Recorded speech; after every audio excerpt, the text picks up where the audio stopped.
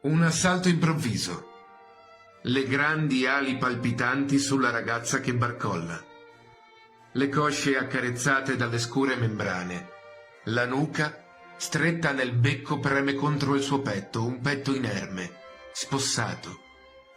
Come possono dita atterrite e incerte allontanare il piumato splendore dalle cosce che cedono? E un corpo non sentire in quel bianco tumulto battere un cuore estraneo mentre giace riverso.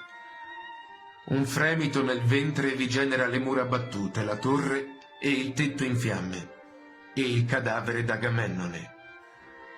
Così tenuta in alto, così dominata dal sangue bruto dell'aria, assunse anche il sapere col potere di lui, prima che il becco indifferente la lasciasse cadere.